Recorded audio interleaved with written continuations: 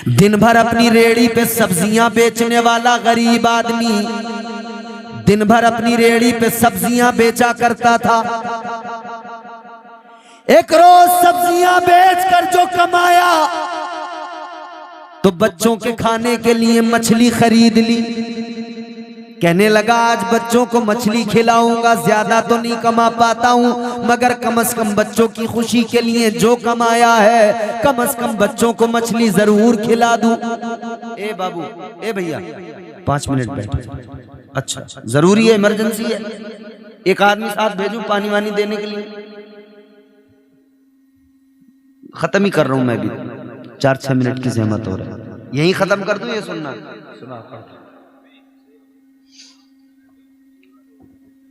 कमजोर आदमी, गरीब आदमी सोचा चलो बच्चों को मछली खिला दूं। अच्छा गरीब आदमी को ज्यादा टेंशन तो होती नहीं, वो तो ये सोचता जो कमाया है उसमें गुजारा कर लो, अच्छा खा लो, अच्छा पहन लो और अल्लाह का शुक्र अदा करो। बेशक बचाने के चक्कर में वो ज्यादा रहता है। आप देख लेना जमींदार के घर का खाना और शहर में रिक्शे चलाने वाले घर का खाना बड़ा फर्क मिलेगा। जी जी बेशक, क्योंकि जमींदार को लिखवानी है जमीन, उसे कौन सी जमीन लिखवानी है? उसे तो अपनी दिन भर मजदूरी करनी है और शाम को हजरत अपने बच्चों को खिलाना बढ़िया। और जमींदार चटनी उस पर लगा लगा के खाते खाते चला जाएगा दुनिया से, मगर वो कि अब के 3 बीघे लिखवा लूं, अब के 2 बीघा लिखवा लूं, अब के जो है बोले इसकी बिक रही है उसकी लिखवा लूं, अब के इसकी बिक रही है उसकी लिखवा लूं ना, कोई दिक्कत नहीं, लिखवाइए, मैं ये नहीं कह रहा, मगर मैं एक बात कह रहा हूं, देखो याद रहे जितनी चाहो दौलत जमा कर लो, है कुछ नहीं आपका। 100 बीघा लिखवा लो, 200 बीघा लिखवा लो, 500 बीघा लिखवा लो, 1000 बीघा जमीन के मालिक बन जाओ, मगर ये याद रखना तुम 1000 बीघा खरीद कर भी उसके मालिक नहीं बन पाओगे। तुम्हारे हिस्से में फकत 2 गज जमीन आएगी। बेशक बेशक, सुभान अल्लाह। तुम्हारी औलाद ही मजे मारेंगे। बेशक 2 ही गज जी जी। 100-200 बीघा खरीद लो या 1000 बीघा खरीद लो, मिलेगी 2 ही गज, उतनी गरीब को मिलेगी उतनी अमीर को मिलेगी।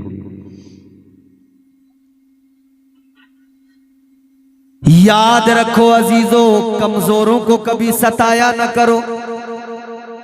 ये गरीब आदमी मछली लेकर जा रहा है कि शहर का एक बिगड़ा हुआ रईस, ज्यादा बिगड़ा हुआ रईस जो कि शराबी भी, दूसरों के माल भी मारने वाला, माले हराम खाने वाला, ये वहां से गुजरा। ये बदमाश जब वहां से गुजरा इसने देखा गरीब के पास में मछली है, कहने लगा कहां से लाया है? गरीब बोला साहब पूरा दिन मजदूरी करके जो कमाया बस उसी से खरीदा है, अपने बच्चों के लिए लेके जा रहा हूं। इतना सुना तो ये मालदार चिढ़ गया, इसे गुस्सा आ गया। मालदार से गरीब की खुशी नहीं देखी जाती, ये भी सच्चाई है। मालदार लोग, अक्सर मालदार ऐसे हैं जो गरीबों को कीड़ा समझ रहे हैं, कीड़ा, कोई औकात नहीं है इनकी नजरों में गरीबों की। इसने कहा तू गरीब आदमी, तू गरीब होकर अपने बच्चों को मछली खिलाएगा, मैं मालदार होकर भी मछली मेरे पास नहीं है, छीन ली जबरन। बड़ा चल छोड़ हम खाएंगे।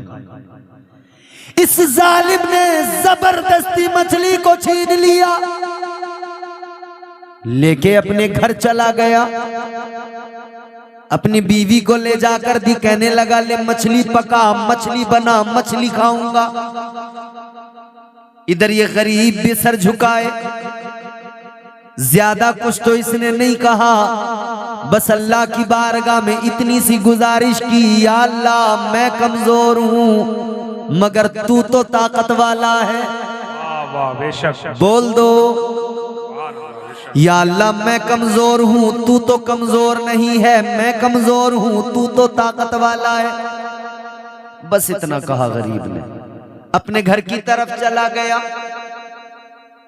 चेहरा उतरा हुआ, चेहरे का रंग देखकर बीवी ने समझ लिया। गरीब की बीवी बोली क्या मामला हुआ? इसने बताया कि मैं मछली ला रहा था, एक बदमाश, एक अमीर शराबी मुझसे छीन कर ले गया जबरन। बीवी ने कहा कोई नहीं, चलो अल्लाह का शुक्र अदा करो, कल अल्लाह फिर देगा। इससे ज्यादा कुछ करता भी नहीं है गरीब। अल्लाह का शुक्र अदा किया, का कोई बात नहीं, आज अगर नहीं खाया तो क्या हो गया, अल्लाह कल अता फरमाएगा। उस रोज भूखे सो गए, फाका हो गया, मगर सब्र किया, राजी बरजा रहे। सुबह हुई, उधर वो मालदार मछली बनाई, उसने अपनी बीवी से बनवाई, मछली पका के उसने खाई, रात को सोया।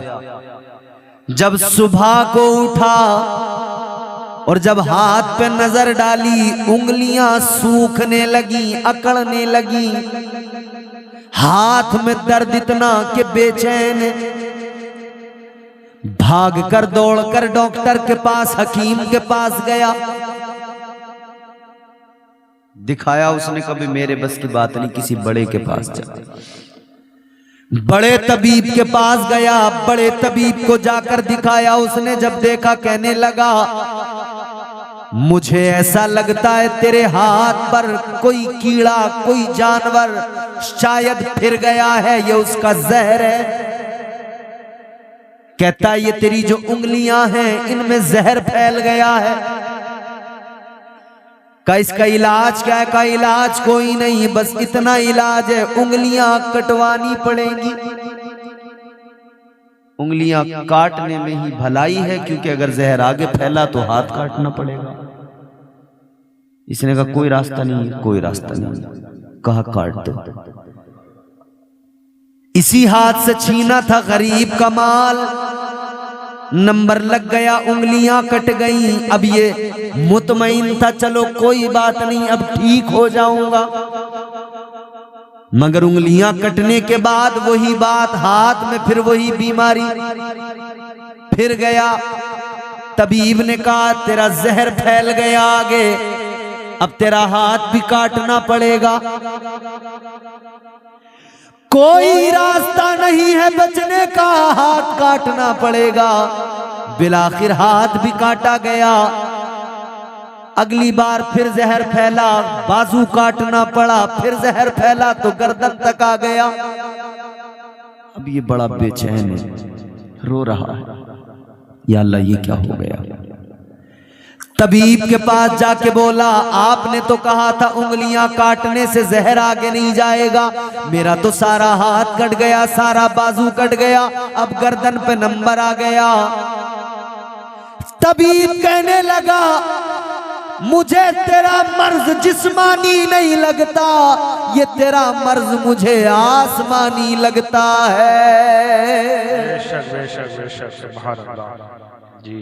तबीब कहने लगा ये बता तूने किसी गरीब का दिल तो नहीं दुखाया है? कहने लगा मतलब कहां? जब गरीब की आह निकलती है वो अर्श को जाकर टकराती है, अल्लाह का अर्श गरीब की आह से हिल जाता है। फरमाया ये किसी गरीब की आह है, दिल से जो आह निकलती है असर रखती है, पर नहीं ताकत परवाज मगर रखती है। ऐ मालदारों, गरीबों को सताकर या उनका माल छीन कर ये ना सोचा करो कुछ नहीं होगा, कुछ ना कुछ तो जरूर होता है। कभी नजर आ जाता है, कभी तुम्हें एहसास नहीं होता है, कभी अपनी जान पे पड़ती है, कभी अपनों से जुड़े हुए लोगों की, अपने से जुड़े हुए मुंसलिक वाबस्ता लोगों पर इसका वबाल आता है, बिलाखिर नुकसान तो उठाना पड़ता है। जी जी बेशक।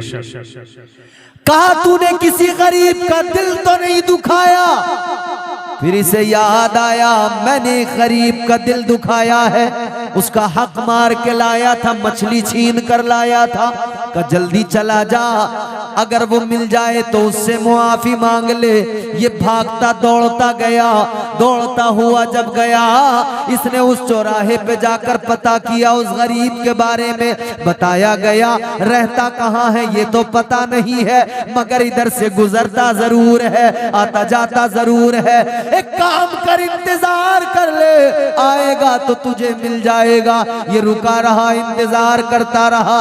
बिलाखिर जब वो गरीब आदमी आया, उधर से गुजरा, ये उसके पास आया, रोने लगा, कहने लगा न तेरे हाथ से मछली छीनी होती, न ये मेरा हाल हुआ होता। कहने लगा इतना बता दे, तूने कौन सी बद्दुआ दे दी जो मेरा ये हाल हो गया। गरीब बोला बद्दुआ मैंने कोई नहीं दी, बस इतना कहा था या अल्लाह मैं कमजोर हूँ मगर तू तो ताकत वाला है। कहने लगा तू मुझ पे जुल्म कर सकता है मगर मेरा परवरदिगार ताकत वाला है, वो तुझसे हर जुल्म का हिसाब भी लेना जानता है। बेशक बेशक सुभान अल्लाह बेशक। तो कितने जुल्म करेगा कर, मगर याद रखना हिसाब लेने वाला अल्लाह है। जर्रा जर्रा हश्र में कांटे पे तोला जाएगा, किबरिया के सामने हरगिज न बोला जाएगा। बेशक। गरीब का दिल फिर भी बड़ा होता है, उसने कहा मैंने तुझे माफ किया, मगर ये जान लो गरीब का दिल दुखाने वालों का अंजाम ये होता है, लोगों का माल छीनने वालों का अंजाम ये होता है। ये जो हमारे दिलों में लालच भर कर गया है ना, हराम और हलाल का फर्क हमने खत्म कर दिया। जानते हो ये मौलाना आरिफ सकाफी साहब बताएंगे आपको, तायीद करेंगे। सबसे बड़ी वजह मैं बता रहा हूं, अगर हम नमाजी नहीं तो वजह ये कि हम माले हराम खाते हैं। जी खुल के बोल दो, माले हराम यही नहीं कि किसी का मार के खा लिया, ये भी माले हराम है कि ज़कात का इस पे ज़कात फर्ज थी देना मगर इसने नहीं दी, खुद ही खा गया। क्यों क़िबला? इसे खाने से भी दिल तेरा मुर्दा होगा। माल बढ़ाने के चक्कर में जो ज़कात नहीं देते, कहते भाई देंगे तो कम हो जाएगा है? याद रहे कभी किसी का माल न मारना, और सबसे बड़ी बात हलाल रोजी तलाश करो, खुद हलाल खाओ, बच्चों को हलाल खिलाओ। तू अपने बच्चों को हराम की दौलत खिला, लेकिन ये याद रख कयामत के दिन वबाल तेरे सर पे रहेगा। ये बेटा जिसके लिए तूने अपनी जवानी फूंक दी ना, ये कल अल्लाह की अदालत में कह देगा मौला मुझे नहीं पता मेरा बाप कहां से लाया, किसका मार के लाया। या अल्लाह इस पर मेरी जिम्मेदारी थी, मेरी परवरिश का जिम्मा इस पर था। ये हलाल रोजी लाता मैं वो खा लेता, अगर इस पे कुछ ना होता मैं फाके में रह लेता। मौला इसने जो ला कर दिया वो मैंने खा लिया, मैं मुजरिम नहीं ये मुजरिम है। जानते हो जब बेटा सामने से खड़ा होकर कह दे कि मेरा बाप है मुजरिम, बेटा बाप के खिलाफ गवाही दे दे, बीवी शोहर के खिलाफ गवाही दे दे, कहते मेरा शोहर है मुजरिम मैं नहीं।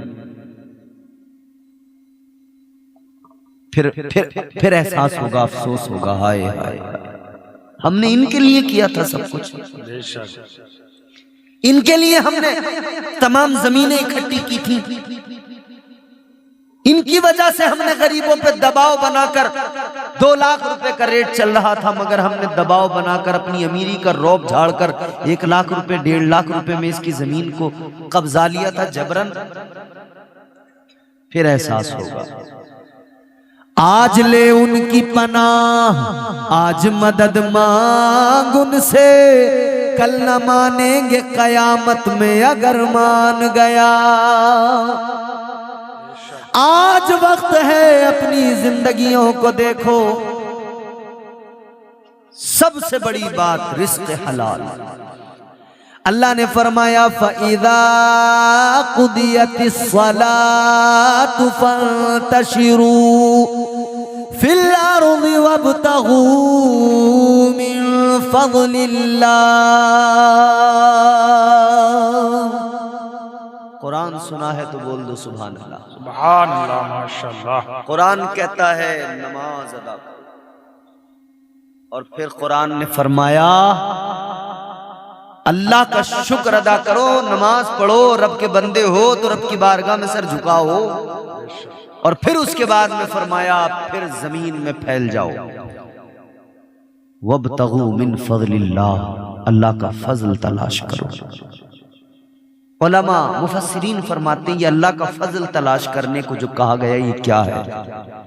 इससे मुराद ये है कि बंदा सुबह को जल्दी उठे, नमाज फजर अदा करे और फिर जमीन में फैल जाओ, अपने रिस्क की तलाश में निकल जाओ। वब्तगू मिन फज़लिल्लाह, रिस्क हलाल तलाश करो। तुम जद्दोजहद करोगे, कोशिश करोगे, मेहनत करोगे, तुम्हारा रब तुम्हें हलाल रोजी अता फरमाएगा इंशाअल्लाह। अल्लाह अता फरमाने वाला। इस्लाम पर अमल करो, अपने आप को सच्चा मुसलमान बनाओ। साहिब ईमान हो तो अपने ईमान को समझो, इस्लाम को समझो और मजबूती से डट जाओ। बाअमल मोमिन बन जाओ, बाअमल मोमिन बन जाओ। हो जाएगा चेहरा नूरानी और दिल में चमक आ जाएगी। हो जाएगा चेहरा नूरानी। अच्छा ये ठंड का मौसम है ना, कोल्ड क्रीम लेकर आएंगे अब सब लोग कि भाई चेहरे पे जो है ना जरा फट रहा चेहरा। कोल्ड क्रीम की फिक्र है सर्दी के मौसम में, मगर अपनी खूबसूरती की फिक्र है ना, तो फिर नमाजी बन जाइए। नमाजी नमाज पढ़ो, फिर देखो कितने खूबसूरत बनोगे। ठंड के मौसम में अगर तुम्हें लगता है वुजू करने से चेहरा खराब हो जाएगा तो ये तुम्हारी भूल है। तुम जितना वुजू करोगे चेहरे पे उतनी ज्यादा चमक आती चली जाएगी। और मेरे मुस्तफा ने फरमाया तेरा चेहरा वुजू करने से इधर भी चमकेगा और कयामत के दिन भी तेरा चेहरा चमकता नजर आएगा। सुभान अल्लाह, सुभान अल्लाह, बेशक माशाअल्लाह। बावुजू रहने वाले के आज़ाए वुजू कयामत के दिन चमकते नजर आएंगे। हो जाएगा चेहरा नूरानी और दिल में चमक आ जाएगी। हो जाएगा चेहरा नूरानी और दिल में चमक आ जाएगी। तुम रोज कलामे पाक पढ़ो, सांसों में महक आ जाएगी। मौत एक ऐसी कड़वी सच्चाई है, आदमी बहुत सारी चीजों को झुटला देता है मगर इसे झुटलाने की औकात नहीं। क्या बात है। तो अल्लाह से डरते रहो, अल्लाह का खौफ दिल में रखो। क्या बात है। और जिंदगी दी है अल्लाह ने तो उसका शुक्र अदा करो और इस जिंदगी में अपने रब को राजी करो। सुभान अल्लाह। जिंदगी दी है उस पे अल्लाह का शुक्र अदा करो। और जिंदगी दी है, इंसान बनाया है अल्लाह ने और फिर हुजूर का उम्मती बनाया है। क्या बात है। सुभान अल्लाह, सुभान अल्लाह। आपको समझ में आ रही है बात जी? आ रही है।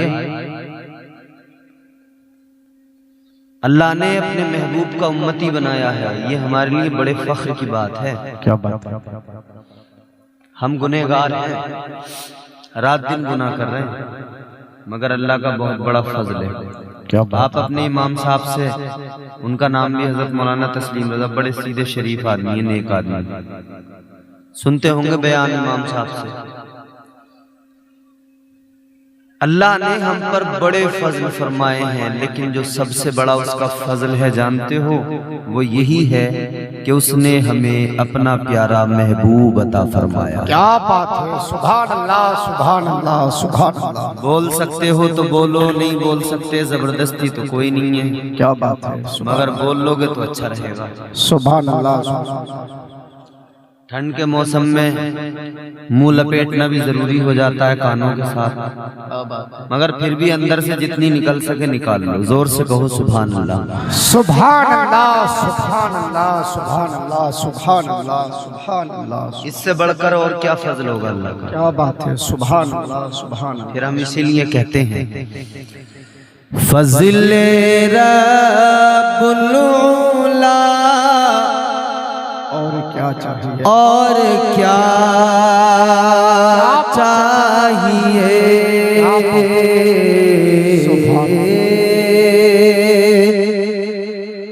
फज़िले रब्बुल उला, और क्या चाहिए। फज़िले रब्बुल उला, और क्या चाहिए। मिल गए मुस्तफा, और क्या चाहिए। मिल गए मुस्तफा, और क्या सुभान अल्लाह चाहिए। मिल गए मुस्तफा, और कुछ और चाहिए नहीं, क्या तो बता दो अगर कुछ और चाहिए तो। मिल गए मुस्तफा, और क्या। थोड़ी कम ज्यादा हो रही है, शायद इनको समझ में नहीं आ रहा समझ में। जरा कहो ना सुभान अल्लाह। मिल गए मुस्तफा, और क्या चाहिए। दामने मुस्तफा, जिनके हाथों में है। दामने मुस्तफा, जिनके हाथों में है। उनको रोज़े जज़ा, और क्या चाहिए।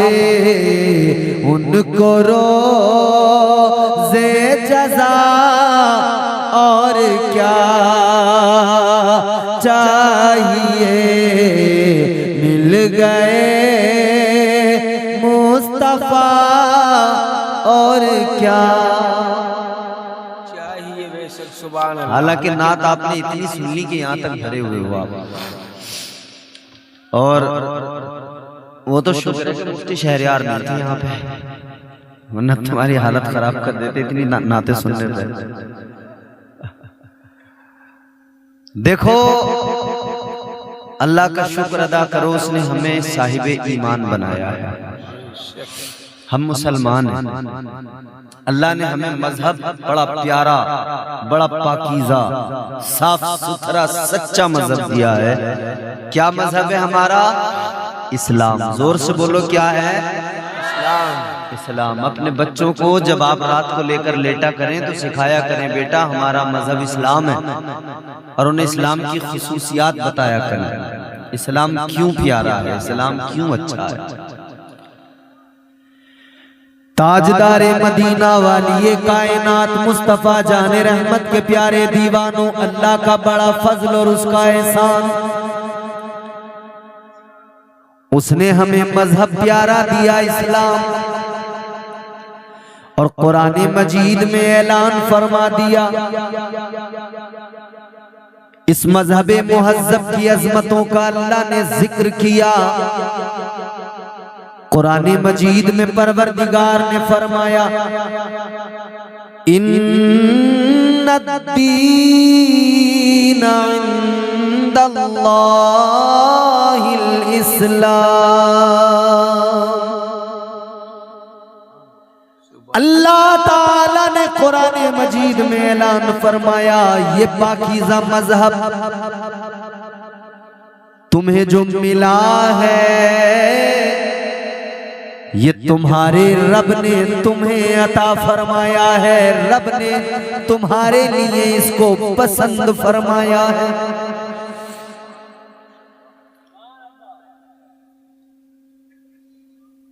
अगर कोई दोस्त किसी के लिए कोई चीज पसंद करके लाए और वो उसको दे दे, तो वो दोस्त उस चीज को बड़े सलीके से रखता है, कहता है ये हमारे दोस्त ने दी थी।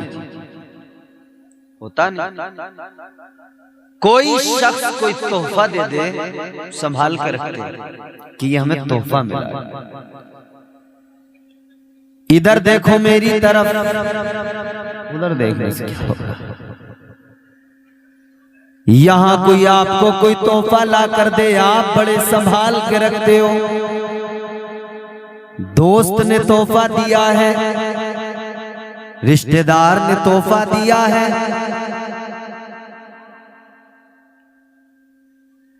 ताल्लुकात वाले ने तोहफा दिया है। इधर हमें कोई तोहफा अगर मिल जाए, हम उस तोहफे को संभाल के रखते हैं, उस तोहफे की हिफाजत किया करते हैं। इंसानों के दिए हुए तोहफों की हिफाजत करने वालों, ये मजहब तो अल्लाह का दिया हुआ तोहफा है, इसे भी तो संभाल के रखो, इस मजहब की भी तो हिफाजत करो। ये भी अल्लाह ने तुम्हें और मुझे चुन के पसंद करके दिया है, इसकी हिफाजत करना बेहद जरूरी है। याद रहे, ये मजहब अल्लाह का चुना हुआ, पसंद किया हुआ मजहब है, अल्लाह ताला ने अता फरमाया है, इसकी हिफाजत करना जरूरी है कि नहीं? बोलो, अरे बोलो यार, इसकी हिफाजत जरूरी है कि नहीं? कैसे होगी हिफाजत? कहीं जंग लड़ने जाओगे उसके लिए? तलवार उठाओगे उसके लिए? नहीं। जंग लड़ने से तुम मजहब की हिफाजत नहीं कर सकते। जब था दौर मजहब की हिफाजत के लिए तलवार उठाने का, उठाई गई जब जरूरत थी। आज तुम्हें तलवारें उठाने की जरूरत नहीं, इस्लाम की हिफाजत में आपको कोई जंग लड़ने की जरूरत नहीं।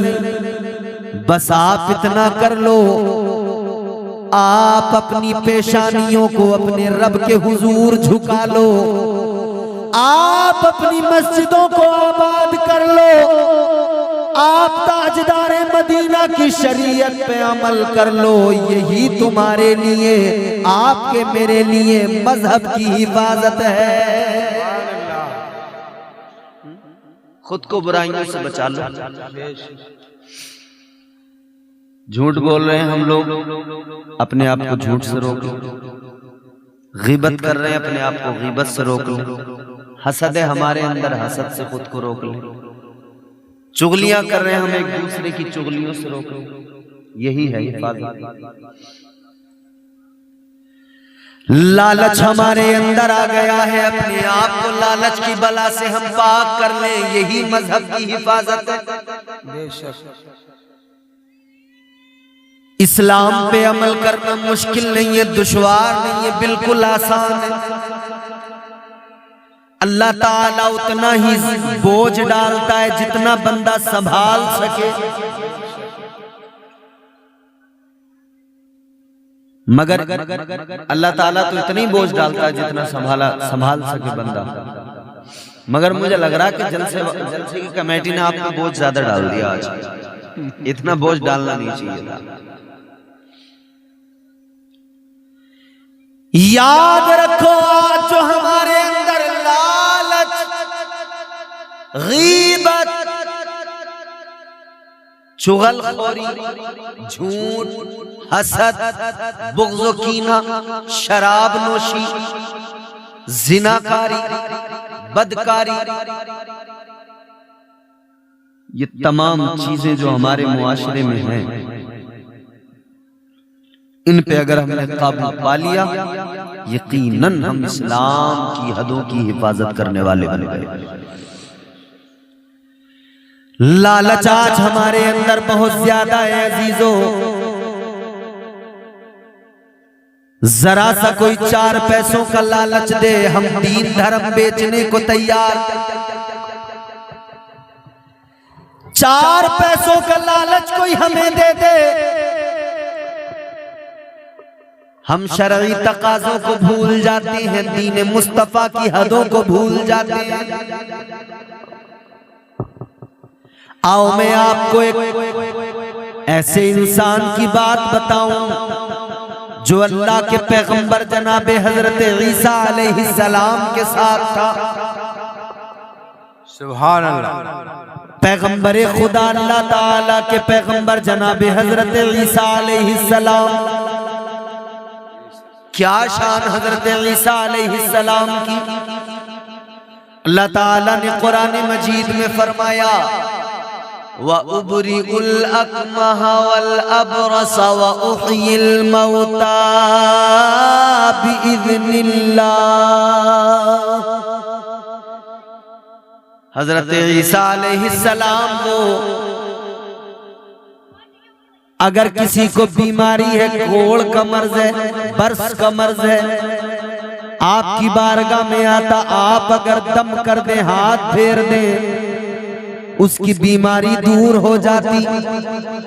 अगर कोई अंधा, कोई नाबीना आपकी बारगाह में आता, आप अगर उसकी आंखों पर फूंक मार दे, हाथ लगा दे, उसकी आंखों में रोशनी आ जाती थी। हजरत ईसा अलैहिस्सलाम अगर ठोकर मार दे, अल्लाह ताला मुर्दों को जिंदा फरमा दिया करता था। ये हजरत ईसा की शान। सुभान अल्लाह। आपकी बारगाह में एक आदमी आया, आकर कहने लगा, है पैगंबर खुदा ईसा अलैहिस्सलाम, मैं आपकी बारगाह में रहना चाहता हूँ। तवज्जो से सुनो। कहने लगा, मैं आपकी बारगाह में रहना चाहता हूँ, आपके साथ रहना चाहता हूँ। हजरत ईसा अलैहिस्सलाम ने फरमाया, मेरे साथ अगर रहना है तो एक बात याद रख ले, मेरी शर्त ये है, दुनियादारी को छोड़ना पड़ेगा, दुनिया को दिल से निकालना पड़ेगा। कहने लगा, ठीक है हजरत, दुनियादारी को भूल जाऊंगा, दुनिया को दिल से निकाल दूंगा।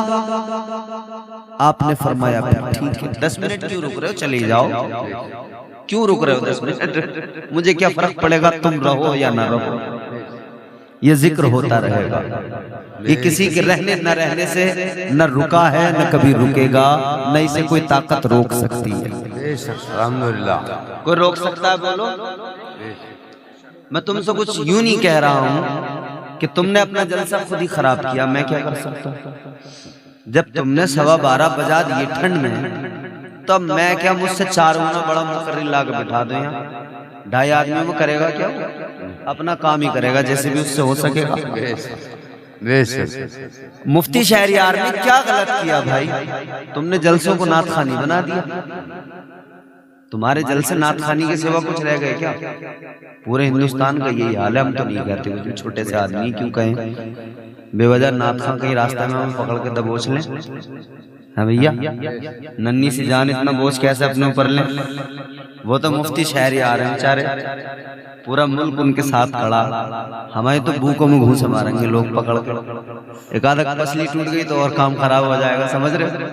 हम किसी से कुछ नहीं कहेंगे, हमारे जान आप भी चले जाओ, अपने मुकद्दर का मामला है।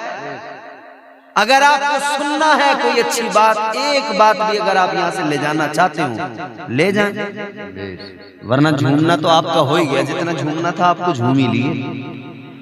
सुनने वाले लोग रहे चाहे 10 रहे फर्क नहीं पड़ता, तमाशे वाले लोग चाहे 1000 हो चले जाएं कोई फर्क नहीं। हजरत ईसा अलैहिस्सलाम ने फरमाया मेरे साथ अगर रहना है दुनियादारी को छोड़ना पड़ेगा। वो शख्स कहने लगा हुजूर ठीक है दुनियादारी को छोड़ दूंगा। हजरत ईसा अलैहिस्सलाम ने फरमाया चल फिर मेरे साथ चल, दुनियादारी को अगर तू छोड़ रहा है, दुनियादारी को अगर तर्क कर रहा है तो चल मेरे साथ चल।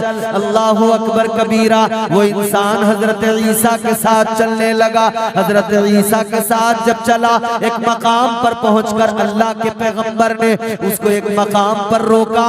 आप वहां पर बैठे, आपने अपने थैले के अंदर से रोटियां निकाली, 3 रोटियां निकाली। आपने फरमाया एक तेरी तू खा ले, एक मेरी मैं खाऊंगा, एक रखी रहने देना। बेशक बेशक सुभान अल्लाह। 3 रोटियां निकाली, एक आपने खाई, दूसरी उसने खाई। आपने फरमाया इधर बैठ मैं अभी आया। हजरत ईसा अलैहिस्सलाम जरा गए वुजू करने, वापस आए तो क्या देखा, तीसरी रोटी गायब। आपने फरमाया तीसरी रोटी कहाँ गई? सुभान अल्लाह। कहने लगा हजरत मुझे नहीं मालूम।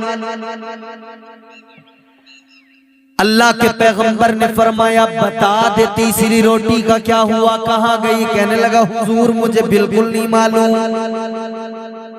आपने फरमाया कोई बात नहीं चल मेरे साथ। आप उसको अपने साथ लेकर गए, आगे बढ़े। हजरत ईसा अलैहिस्सलाम के साथ में वो इंसान आगे चला। एक मकाम पे पहुंचे, दरिया है सामने। आपने फरमाया दरिया को पार करना है। कहने लगा हुजूर कैसे पार करेंगे, कश्ती तो कोई नहीं है। हजरत ईसा अलैहिस्सलाम ने फरमाया कश्ती नहीं तो क्या हुआ, मैं तो तेरे साथ हूँ। आपने फरमाया मेरा हाथ पकड़ और चलना शुरू कर दे। हजरत ईसा अलैहिस्सलाम यूं दरिया के पानी के ऊपर चलने लगे। ये हाथ पकड़े हुए साथ साथ ये भी पानी के ऊपर चलता जा रहा है।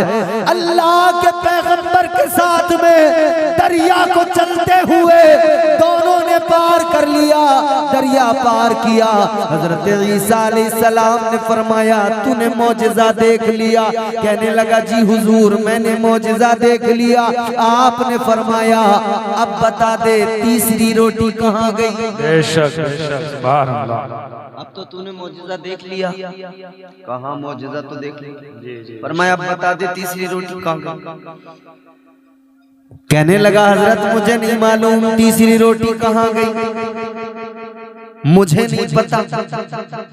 आपने फरमाया अच्छा नहीं बताएगा। आपने उसको और भी मौजिज़े दिखाए और मौजिज़ा दिखा के मालूम किया बता तीसरी रोटी कहाँ गई? कहने लगा मुझे नहीं पता। आप आगे लेकर गए, रेत ही रेत है, मैदान है। हजरत ईसा अलैहिस्सलाम ने रेत के 3 ढेर लगाए। रेत को इकट्ठा किया, 3 ढेर लगाए, 1 2 3। रेत के 3 ढेर लगाकर हजरत ईसा अलैहिस्सलाम ने फरमाया कि देखिए क्या है? कहने लगा रेत है। अल्लाह के पैगंबर ने फूंक मारी, तीनों रेत के ढेर सोने के ढेर बन गए। वाह वाह वाह वाह बेशक सुभान अल्लाह सुभान अल्लाह। तीनों सोने के बन गए। हजरत ईसा अलैहिस्सलाम ने फरमाया एक तेरा एक मेरा और तीसरा उसका जिसने तीसरी रोटी खाई। जैसे इतना सुना तो कहने लगा हजरत तीसरी रोटी तो मैंने खाई थी। बेशक बेशक जी बेशक। जब सोना देखा अब तक तो मना कर रहा था बराबर कि मुझे नहीं पता तीसरी रोटी कहाँ गई। सोना देखा तो देखते कहने लगा हजरत मैं नहीं खाई थी। उसका हिस्सा मुझे दे। जैसे मिलाद शरीफ में हमारे यहाँ एक बच्चा साथ ले आती है खवातीन, एक घर छोड़ कर जाती है, तबर्रुक लेते हैं, छोटे वाले अल्लाह का भी तो दे दो, वो घर है। बोला हुजूर तीसरी रोटी मैंने खाई है, तीसरा हिस्सा मेरा। अल्लाह के पैगंबर ने फरमाया सुन, मैंने तुझे कहा था दुनियादारी को छोड़ना पड़ेगा, मगर तू दुनियादारी नहीं छोड़ पाया, लालच तेरे अंदर रहा। अब ये लालच तेरे साथ है तो तू मेरा साथी नहीं हो सकता। फरमाया मुझे क्या काम है सोने से और चांदी से, इन तमाम कीमती अशिया से मुझे क्या मतलब है। हजरत ईसा अलैहिस्सलाम ने फरमाया एक दो नहीं, ये तीनों सोने के ढेर तू रख ले, लेकिन अब तू मेरा साथी नहीं है, तेरा रास्ता अलग है, मेरा रास्ता अलग है। हजरत ईसा अलैहिस्सलाम चल दिए, ये अकेला वहां पर बड़ा खुश है, सोच रहा है जिंदगी मेरी बड़ी उम्दा हो गई, जिंदगी बड़े मजे में ऐश में गुजरेगी, सोना मेरे हाथ लग गया है। अल्लाह अकबर कबीरा। ये इधर खुश हो रहा था मगर खुशी ज्यादा देर टिक न सकी। डाकू आ गए, दो डाकू, एक कमजोर सा एक मोटा ताजा तंदुरुस्त था। उन्होंने तलवार हाथ में पकड़ी है, तलवार दिखा के बोले तुझे कत्ल कर देंगे, ये सोना हमारे हवाले कर दे। इसने देखा, डर गया, घबरा गया, मगर चूंकि बड़ा चालाक था और दुनियादार आदमी था, लालची बहुत बड़ा था, तो कहने लगा भाई क्यों मुझे कत्ल करना चाहते हो, क्यों मुझे मारना चाहते हो, तुम्हें माल ही तो चाहिए, ये तीन ढेर है सोने के, दो तुम रख लो दोनों लोग, एक मैं रख लेता हूँ, तुम्हें माल भी मिल जाएगा, खून भी बहाना नहीं पड़ेगा।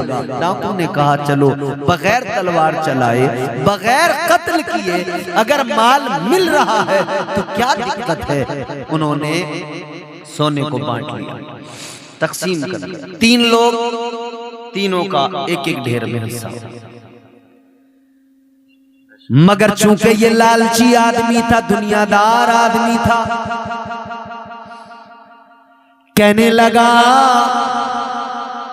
कि भूख लगी है, खाने का इंतजाम किया जाए। तो वो कमजोर वाला जो डाकू था उसको भेजा गया खाना लाने के लिए, कहा तू शहर में जा खाना लेकर आ।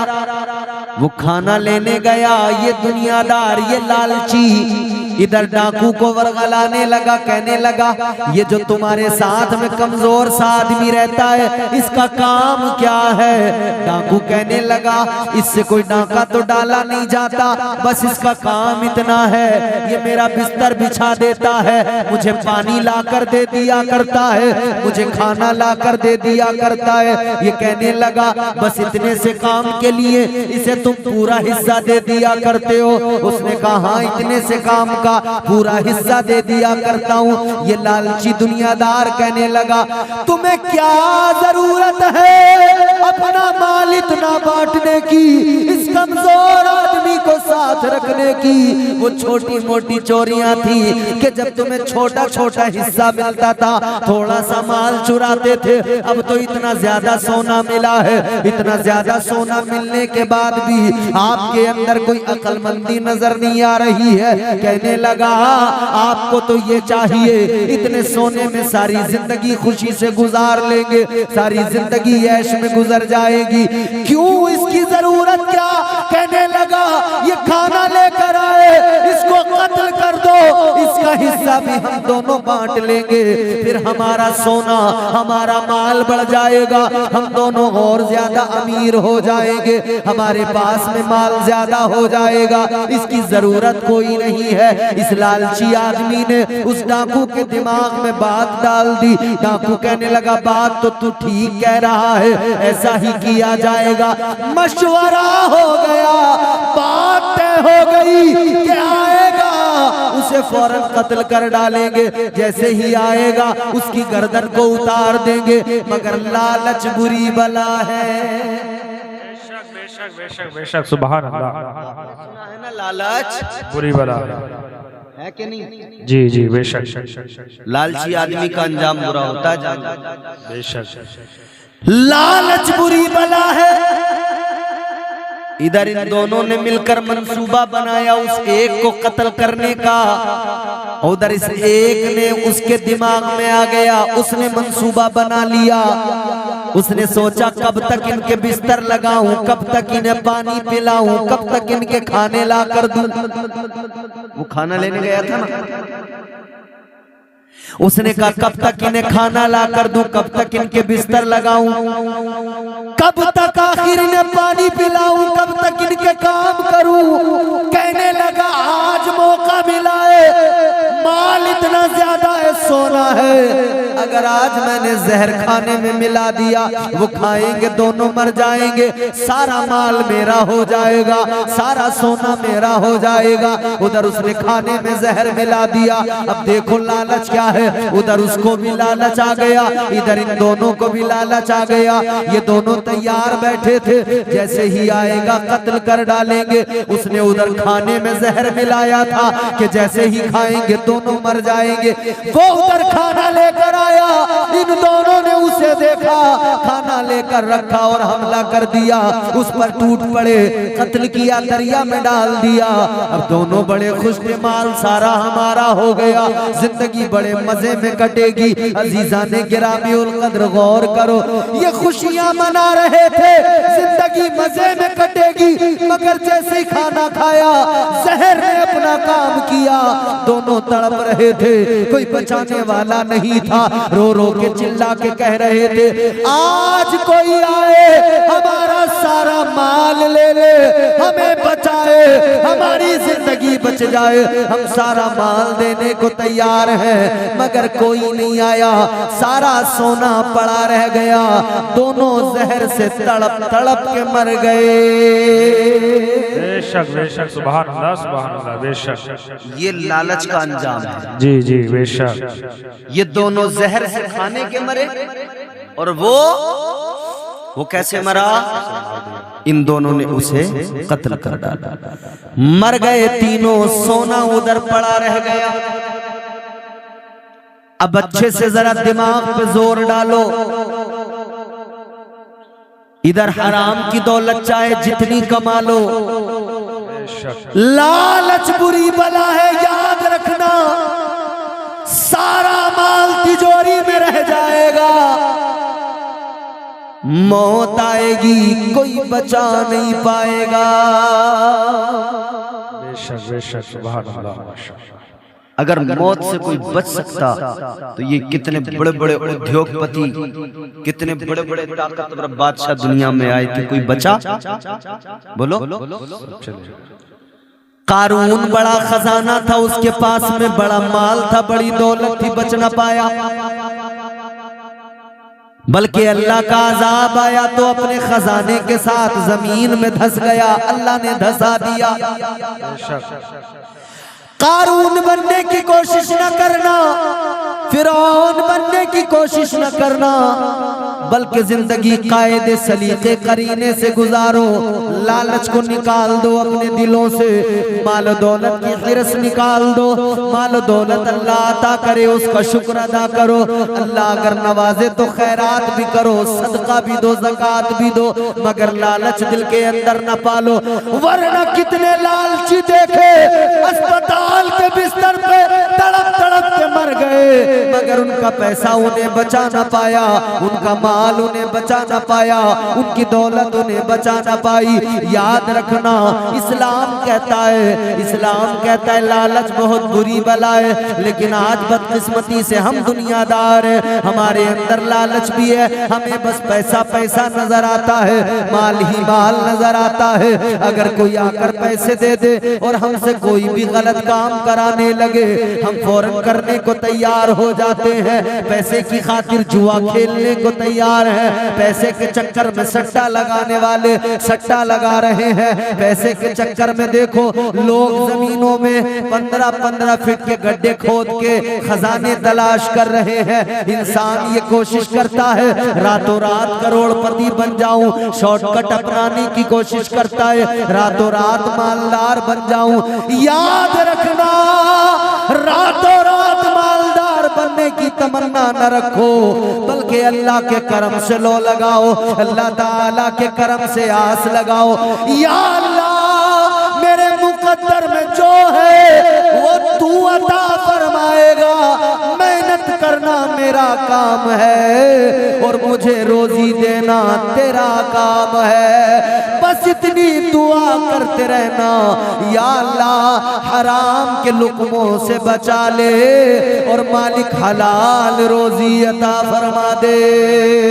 बेशक सुभान अल्लाह माशाअल्लाह। नारे तकबीर, नारे तकबीर, नारे रिसालत, नारे रिसालत, नारे गौस, नारे तकबीर, सुभान अल्लाह माशाअल्लाह। बात समझ में आई? आवाज बढ़ाओ। अब बात समझ में आई आपको? इस्लाम की हदों में रहना बेहद जरूरी है।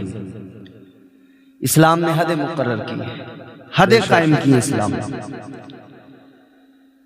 जो इस्लाम की हदों में रहते हैं, अल्लाह ताला का कुरान उन्हें बशारत देता है, और जो इस्लाम की हदों से बाहर निकलते हैं उनका अंजाम बड़ा भयानक होता है। थोड़ी सी आवाज बढ़ सकती, बहुत अच्छा है। अब यही ठीक है बिल्कुल। हेलो हेलो, अब जरा मोहब्बत से बोलो सुभान अल्लाह, और जोर से बोलो। अच्छा ये जोर से था, तो थकी हुई आवाज में बोलना सुभान अल्लाह। क्या कहने, बड़े होशियार टैलेंटेड लोग हो यार, जब जैसा कहो वैसे ही करते हो। बेशक सुभान अल्लाह। हजरत मौलाना आरिफ रजा साहब सकाफी बड़ा उम्दा बयान किया, नमाज की फजीलत बयान की, मगर आजकल हालात क्या हैं पता है? मौलाना आरिफ साहब ने नमाज के बारे में बताया, तकरीर की, उलमा बयान कर रहे हैं, मगर लोग इस फिक्र में हैं कि भैया मस्जिद तो बन जाए, खूब अच्छी संगमरमर लगा दें, बेशक, और नमाज पढ़ने हम जाएंगे नहीं। जी जी बेशक, यही हाल है ना। मस्जिदों के मुहाफिज बनो, फिर वही बात आएगी, मस्जिदों के मुहाफिज तुम तलवार लेके नहीं बनोगे, बस नमाजी बन जाओ। आपको पता है, आपको एक बाबरी याद है बस, उसके बाद में कितनी मस्जिदों के सर्वे हो गए आपको पता है? न्यूज़ देखते हो, अखबार पढ़ते हो, कभी सर्वे हो रहे हैं। हमारे संभल की जामा मस्जिद, उसका भी तो है अदालत में, उसके भी तो सर्वे की बात चली, बोलो। और उसमें जो है अभी अखबार में मैंने न्यूज़ देखी, बहुत जल्दी में उसकी सुनवाई हो रही है, समझ रहे, बहुत फास्ट। क्या है ये? अब तो समझ जाओ, अब तो होशियार हो जाओ नौजवानों, अपनी मस्जिदों के मुहाफिज बन जाओ, मस्जिदों में जाओ, मस्जिदों में वक्त दो, नमाजें अदा करो, सर झुकाओ। जब तू पेशानी रब के हुजूर झुकाएगा, तेरी पेशानी में सजदों का नूर नजर आएगा। दुश्मन तुझसे नजर नहीं मिला पाएगा, इसलिए कि सच्चे मोमिन की शान अलग होती है। वाह वाह वाह वाह वाह, सुभान अल्लाह माशाअल्लाह। ये सिर्फ हवाबाजी नहीं, दो चार छह नारे लगा दिए हो गए सच्चे पक्के मुसलमान। अल्लाह का शुक्र अदा करो, उसने मुसलमान बनाया है, साहिबे ईमान हो। अपने ईमान को बचाने के लिए, इस्लाम के फरोग के लिए जो कर सकते हो करो, आखिरी हद तक जाकर करो। बेशक बेशक सुभान। वक्त देना पड़े दो, पैसा देना पड़े दो, जवानी देनी पड़े दो, जिस चीज की जरूरत पड़े दो। क्योंकि हाशिम फिरोजाबादी का शेर आपने सुना होगा, आलम पनाह और न सुल्तान जाएंगे, आलम पनाह और ना सुल्तान जाएंगे, जन्नत जन्नत में सिर्फ साहिबे ईमान जाएंगे। वाह वाह वाह, बेशक बेशक बेशक। इस्लाम को लहू की जरूरत अगर पड़ी, इस्लाम को लहू की जरूरत अगर पड़ी, मैदान करबला में मुसलमान जाएंगे। बेशक इंशाअल्लाह। हालात क्या हो गए, आप अब भी अपने आप को नहीं बदलेंगे। दुनिया भर की बात छोड़ो, यहां तो आज हालत ये है, शासन प्रशासन सब के सब मिलजुल के तुम्हारी मुखालफत में खड़े हैं। आज इलेक्शन हुआ है ना, तुमने देखा? ये हमारा मुल्क जो है डेमोक्रेसी है, यहाँ लोकतंत्र है। मगर जब लोकतंत्र में हालात ऐसे हो जाएं कि तुम्हारे किसी रास्ते में, तुम्हारी किसी गली में खड़े होकर एक पुलिस वाला तमंचा दिखा के कहता हो खबरदार इधर मत आना, वोट मत डालना, इसका मतलब जानते हो? इसका मतलब है तुम्हारी आने वाली नस्लों को तमंचे दिखा के बुज़दिल बनाना। बेशक। इसका मतलब है कि तुम्हें तुम्हारे हक से महरूम कर देना। इसका मतलब है तुमसे तुम्हारा अधिकार छीन लेना। जब सारा जमाना तुम्हारी मुखालफत, तुम्हारी दुश्मनी पे आमादा हो जाए, क्या तुम फिर भी अपने आप को नहीं बदलोगे? तुम फिर भी डांस पार्टियों में लगे रहोगे? बेजुर्म तुम्हें जब प्रशासन तमंचे दिखाता हो तुम्हारा अधिकार छीनने के लिए, तुम्हें 2 नंबर का शहरी बनाने के मंसूबे होते हो, तुम उस वक्त क्या करोगे? नाचोगे, म्यूजिक बजाओगे, या अपने जलसों को नाते पाक बहुत बड़ी फजीलत की बात है, नाते पाक अल्लाह के रसूल की हम्दो सना। मगर क्या सिर्फ तुम मुरव्वजा नाथखानी में ही अपने जलसे खत्म कर दोगे? कुछ समझने की, कुछ सीखने की कोशिश नहीं करोगे? अगर ये हालात देखकर भी हमने अपने आप को नहीं बदला, तुम्हारे यहाँ उर्स होते हैं, मेले लगते हैं बोलो जी। तुम किसी से मालूम करते हो तू हिंदू है या मुसलमान है? दुकान लगाने जो आया है, झूला लगाने आया है, तुम सर्कस लगवाते हो, डांस पार्टी लगवाते हो अपने मेलों में। पहली चीज तो ये मेले ही बंद कर दो, ये डांस पार्टियां, ये सर्कस। तुम सर्कस लगवाने थोड़ी आए थे दुनिया में, तुम डांस पार्टियां नचाने थोड़ी आए थे दुनिया में। अल्लाह ताला ने आपको दुनिया में इसलिए नहीं भेजा था कि तुम मेले ठेले लगवाओ, सर्कस लगवाओ, झूले लगवाओ। नहीं,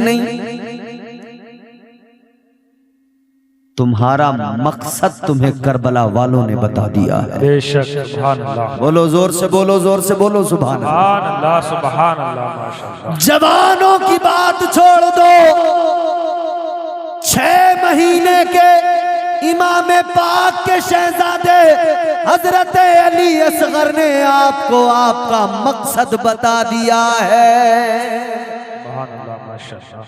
आपकी जिंदगी का मकसद ये नहीं है कि तुम मेले ठेले लगाओ, मकसद ये है कि तुम फकत और फकत अल्लाह की रजा के लिए जियो जब तक जिंदा हो। और अगर तुम्हें लगता हो कि अब बात मेरी जिंदगी पे बनाई है, बात इस्लाम पे बनाई है, हंसते हंसते जान तो दे देना, मगर इस्लाम से बगावत। तुम अपने उर्स में दुकानें लगवाते हो, पूछते हो तू हिंदू है या मुसलमान है, कौन है तू? नहीं पूछते ना। मगर अब सारे के सारे एक जबान हो के पता क्या कह रहे हैं? कुंभ के मेले में हिंदुओं का मेला, किसी मुसलमान की दुकान नहीं लगेगी। जाहिर है मुसलमान वहां कोई इबादत करने तो जा नहीं रहा, नमाज पढ़ने तो जा नहीं रहा, हज करने तो जा नहीं रहा वहां। हाँ, अगर कोई जाएगा भी, मान लो मैंने समझा कोई अगर दुकान लगाने की गरज से जाएगा भी, तो जैसे हमारे मेलों में, हमारे यहाँ उर्स आरास के जो मेले अलग नाजायज हैं, लेकिन मैं एक बात कह रहा हूं, जब इनमें किसी से मजहब नहीं पूछा जाता तो फिर मजहब पूछ के दुकानें लगाना ये कौन सा लोकतंत्र है? ये किस डेमोक्रेसी की आप जो है मिसाल पेश कर रहे हैं? मैं कोई सियासी आदमी नहीं कि मैं आपके जलसे में बैठकर सियासी मुद्दे उठाऊं, मगर मैं इतना बताना चाहता हूं कि जब हालात ऐसे हो जाएं, उसके बावजूद भी मुसलमान की आंखें न खुलें, तो फिर समझ लेना कि हम इस वक्त उस हालत में हैं कि हमारे साथ जो भी हो जाए हमें कोई फर्क पड़ने वाला नहीं। मतलब फिर हमने तय कर लिया है, हम तैयार है इसी हालत में जिंदगी गुजारने, रेंग रेंग के जीने को तो तैयार हैं, मगर बहादुर बनकर, शेर बनकर जिंदगी गुजारने को तैयार नहीं। कुछ नहीं करना तुम्हें, न किसी से झगड़ा, न किसी से लड़ाई, न किसी से कोई आपको मुकाबला, कुछ नहीं करना। आपको बस एक काम करना है, फकत एक काम कर लो, अपने रब के वफादार बन जाओ, अपने रब की बारगाह में झुक जाओ। वो बड़ी ताकत वाला है, सारी दुनिया को तुम्हारे सामने झुका देगा। सुभान अल्लाह, बेशक माशाअल्लाह। हम ताकतवर नहीं है, हम जानते हैं, हमारा रब ताकतवर है। जी बेशक, बोलो है कि नहीं? बेशक, उससे बढ़कर ताकत वाला कोई नहीं। ये हमारा अकीदा बड़ा मजबूत होना चाहिए इस बात पर, हमारे रब से बढ़कर ताकत वाला कोई नहीं। किसी कमजोर पे जुल्म करते हुए अगर याद कर लो, ये कमजोर है मगर रब ताकत वाला है, कभी जुल्म नहीं करेगा बंदा। किसी गरीब की जमीन मारते हुए अगर ये तसव्वुर कर ले, ये कमजोर है मगर अल्लाह ताकतवर है, मगर हम तो ये सोचते हैं क्या करेगा, इसका तो कब्जा कर लो, इससे क्या हो रहा है, तो कमजोर आदमी, इसके बस की बात कुछ नहीं। यही सोचकर हम लोगों के पैसे मार लेते, ये क्या करेगा, कमजोर है। यही सोच के हमारा लालच इस हद तक पहुंच गया, यही सोचकर हम गरीबों को सताते, ये क्या कर लेगा, कमजोर है। गांव का प्रधान भी देख के मामला करता है, अगर किसी के पास 20 वोट हैं तो उससे बात अलग ढंग से होगी, बेशक, और किसी के पास 1-2 ही वोट है तो उसे कोई घास न डाल ले प्रधान भी, सोच लें इससे क्या हो रहा है 2-3 वोटों से। बेशक, ये न सोचा करो ये कमजोर है, ये सोचा करो परवरदिगार, इसका रब, मेरा रब बड़ी ताकत वाला है, वो देख रहा है।